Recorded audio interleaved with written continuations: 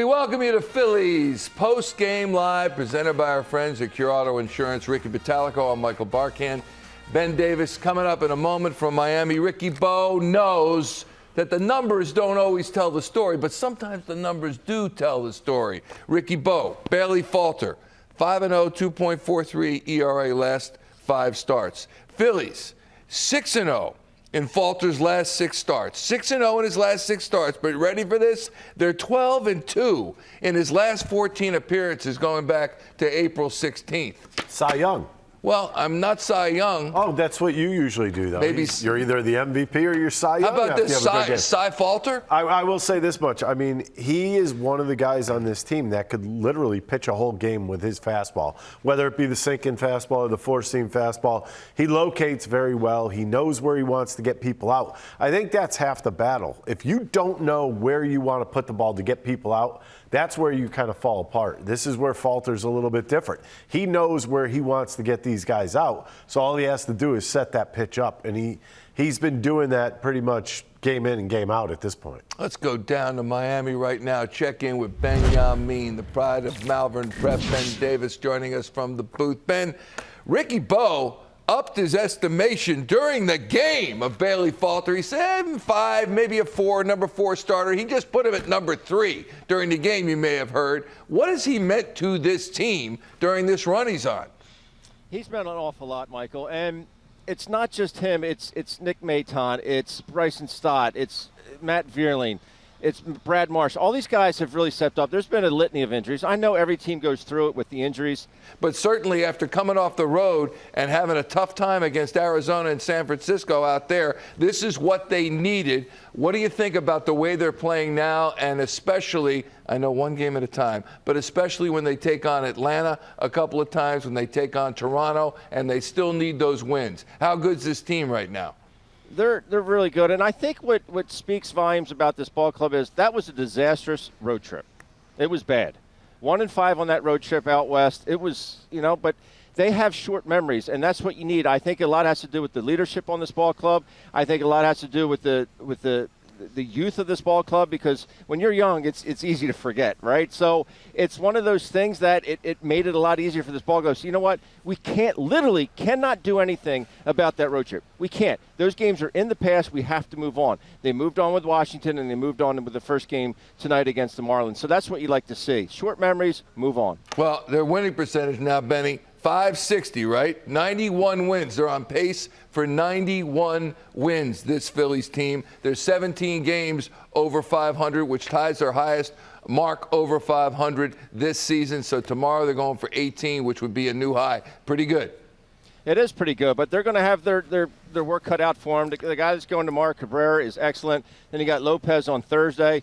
The starting pitching staff for the Marlins, it just doesn't stop. And I think the Phillies will be up to the task. They saw him earlier in the season. He is a very good pitcher. He's got electric stuff. But I like the at-bats that they put together against Alcantara tonight, and maybe that can carry over tomorrow.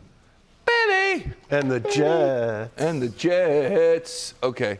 We'll talk to you tomorrow. See you, Benny. All right, out of us. All right, my friend. We'll see you. Thanks so much. Ben Davis joining us from the booth in Miami, chasing October. All Bobo. cliches from Oh, my goodness. You know what I mean? And we gave him right back. Yeah, we get cliche with the best of them. Chasing October for the Philadelphia Phillies. There they are, 2 games up on the San Diego Padres.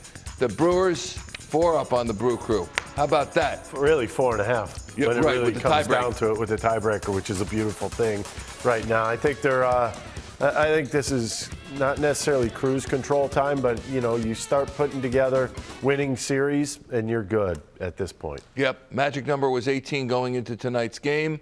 17, maybe 16. I don't know the Brewers. How about that? They're creeping ever closer. And you were talking about Bailey Falter before, and I do want to press you on it, because you had said, maybe a number 5 starter, number 4 starter, and then maybe partly tongue-in-cheek, but you said it during the game. I'm putting him at number 3, at least right now. That's how well he's pitching. As you go right now. Look at this, last 5 starts, Bobo. Very impressive. He has really turned the corner in a big way. You look at his walks. I think that's the most impressive thing when you look at the statistics, because he's not a huge strikeout guy. He's not afraid of contact. How about the manager, the interim manager of the Philadelphia Phillies? Here he is in Miami, postgame on this win. Man, Nick Maton, he's just comes up with tons of big hits for you, right? Yeah, he's played well. I mean, he's also played well in the outfield too. He's made some nice catches and looks comfortable. But yeah, he's back-to-back games. He's homered off Alcantara. It's been big for us.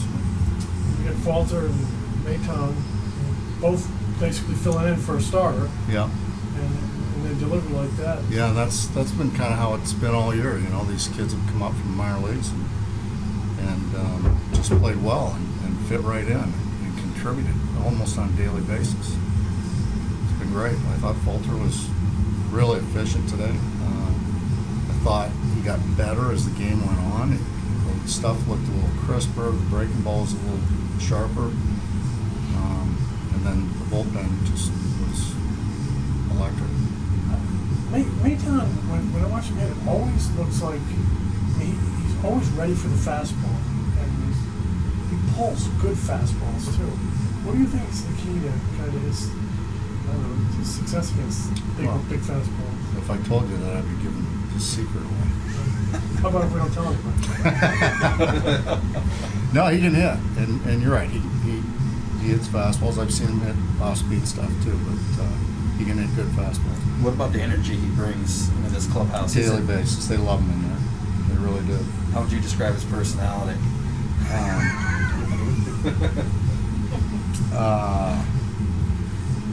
Not to put you on the spot. Yeah, energetic.